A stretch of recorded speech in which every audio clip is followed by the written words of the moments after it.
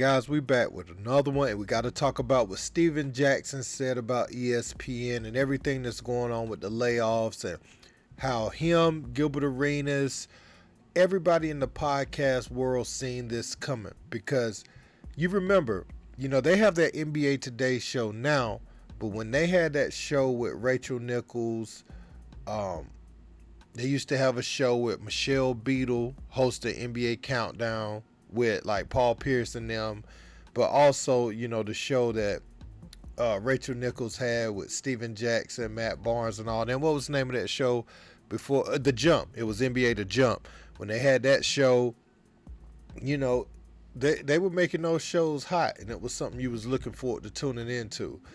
But they said ESPN didn't really want to pay nobody just to do those shows. The people that they pay a decent salary is they doing boxing, they doing First Take, they doing Get Up, they doing Sports Center after the games, they're covering the games, they're covering the final. They're bouncing around everywhere, because ABC, they have to do that whole thing because ESPN and ABC, they're intermingled.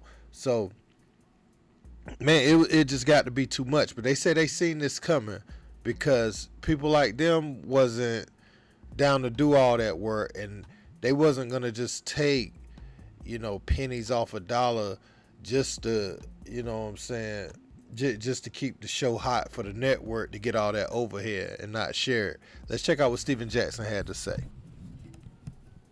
Let's talk about this because you do have your own show. You have all the smoke. You have your own platform. We just saw what happened at ESPN, with all of the layoffs. And were you super surprised when that happened, or was that something that people in the industry knew was coming? Hey, if you've been in the podcast space, if you've seen the stuff we've been doing, Gilbert Arenas, Knuckleheads, all these basketball players and stuff like that, you knew this was coming because we all worked at ESPN.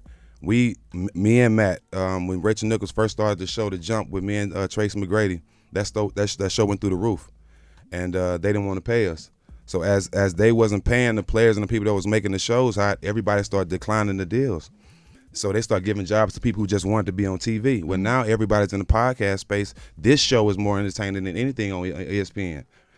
This show. There's so many shows from our culture that are more entertaining than what they talking about. Perfect example. When Stephen A. gets off his show, he goes straight to his podcast. Right. To say things that he couldn't say on ESPN. Right. Yeah, that's right. Because this is what's hot right now. So they're fine people because nobody's watching. Especially not when basketball season's not going on. Right. Nobody's watching. So this is what it is. This is what everybody wants to see and hear. The real.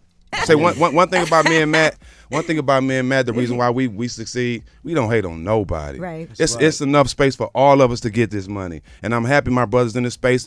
Two legends that's in the sports world. I love it because it's entertainment. It's something new. Like when me and Matt did All the Smoke, we was the first professional athletes with championships, with the experience that didn't mind smoking for everybody to see, right? So we did something that was different. It's enough space for all of us to get this money. And like when me and Matt did All the Smoke, we was the first professional athletes with championships, with the experience that didn't mind smoking for everybody to see, right? So we did something that was different. I tell people all the time, like I was just talking to them in the back, when people ask me about podcasts or shows, bro, do it. Just do something that hasn't been done because it's enough for all of us out here.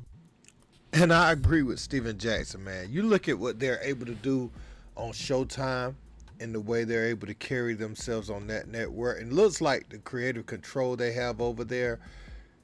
ESPN kind of seems like a dinosaur at times in the media world because you have people giving unadulterated takes that's not doesn't seem overly influenced by the network. Steven Jackson, you ain't going out there just being sloppy on no platform, but it seems like the creative control that they're able to have in the market that Showtime seems to cater to is perfect for those that speak their mind. And I think that's good, and they were able to pick up Rachel Nichols, and you see things are moving fast away from ESPN. They looking back over there like they got off a sinking ship, just in time, I'm sure. And they're not running around covering everything. Like, I see Rachel Nichols go and cover NBA games, but I don't think she she doesn't have to do it the same way that she had to do it for ESPN, and she don't have to host a show every day and then hop on this flight, bounce around to different cities, you know. And I know they looking at people that's still over there like, man, they got to do so much for so little. So I mean, I agree, man. Steven Jackson, you know, he was talking about you know, all the smoke, the way they first came on, smoking on camera and everything, and they sold that. They sold that format. You could never do anything like that on ESPN. You wouldn't see that being sold on ESPN where they're smoking during the interview, getting, you know, lit or whatever. Now, they made a few alterations when joining Showtime, but, you know, it still has its authenticity to the show. So, I mean, I think,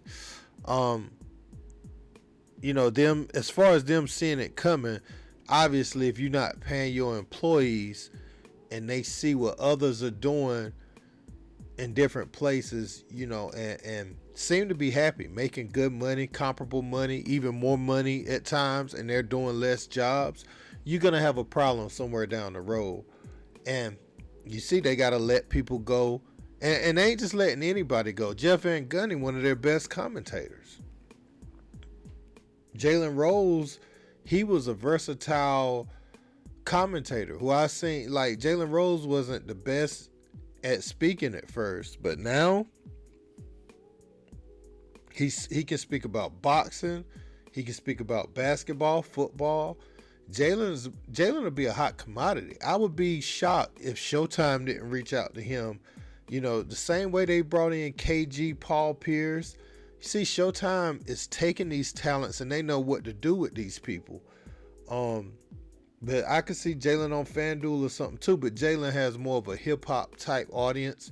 So I could see Showtime. And the beautiful thing now is these guys, when they don't have a home right now, they're able to go on Gilbert Arenas' platform. They're able to go on Steven Jackson. Like, ESPN isn't the end-all, be-all. They can go tell their story on all these other podcasts while they're waiting to secure that next opportunity or build their own thing from the ground up. You know, so I'll be interested to see what these people do going forward, and I agree with what Steven Jackson had to say. Let me know what you guys think in the comments. Don't forget to like, share, and subscribe. Until next time, peace.